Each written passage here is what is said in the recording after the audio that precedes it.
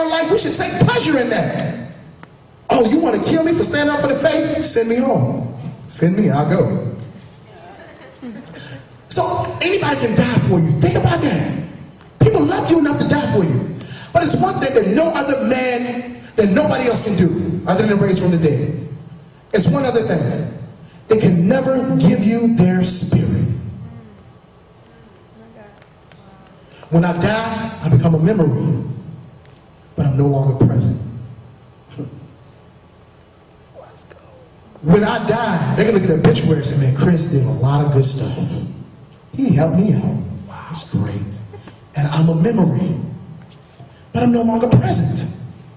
What Jesus did when he gave his spirit, he says, and lo, I'll be with you for all of your days. The only way Jesus could fulfill some of his promises was by leaving the Holy Spirit. I'll never leave you nor forsake you. Jesus sitting at the right hand of God out of this earth, but he left his spirit. Why did he leave his spirit? Because he knew sometimes we would not know what to say. He knew that we needed to be filled up with him, because nothing else would do. It bothers me. It even grieves me. It vexes me that when we limit the gospel of Christ and we don't even talk about the Holy Spirit, that's one thing that bothers me. Because at the point in time I try to get you saved, and I don't try to let you know who the Holy Spirit is, I set you up to be demonically possessed. And we think talking about the Holy Spirit is just a doctrinal difference. No, this is a matter of life and death. So I came here not that you would say, man, that was an awesome message. I came here that when you leave, you should be filled with the Holy Spirit. If the Spirit manifests itself by you speaking in tongues, speak in tongues. If the Spirit manifests itself by you jumping up and down, you better jump up and down. If the Spirit manifests itself by you singing out loud, you better sing out loud. But my goal is that you be filled with the Spirit of God. Because to be real, Chris, nor this message can really go home with you unless you take it. The Spirit is the only thing that can follow you and be with you and reside inside of you. You think about so many scriptures that it says, and it really unlocks a lot of the promises that God has for us. Greater is he that is in you than he who is in the world. Let's talk about the Holy Spirit. God can do exceedingly and abundantly more than what you can even ask or even imagine, according to the power that worketh within you. The Holy Spirit is what causes us. I'm not saying your feelings, F-E-E-L-I-N-G, will leave. No, you still would deal with stuff.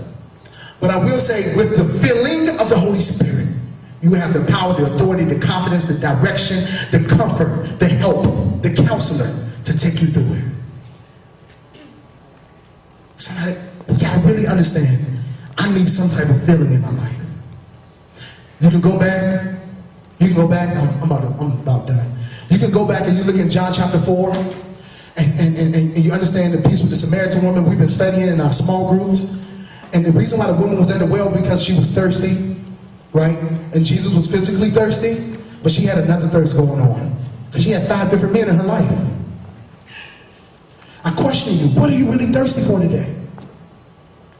What are the things, like, and the only way, I'm not saying, this is a conviction, but this is not a rebuke. The conviction makes you aware. The rebuke says, you're just dead wrong. The conviction lets you know, look, what are you thirsty for? What are the things that you're battling with that are contrary to the will of God? Yes, you broke the chains. Now you need to be filled. In other words, you empty out the contents of the worldly stuff. You put to death everything else. You got skeletons in the closet? You ever think about that? Now this is how we really overcome everything. Does that make sense, y'all? I really want you to understand the filling of the Holy Spirit is not a spooky, it's not an act. No. For those who truly understand, they understand when somebody finally does get the utterance of speaking in tongues, it's their spirit crying out and connecting with God. Because I couldn't put it in words, so this is the way it happened.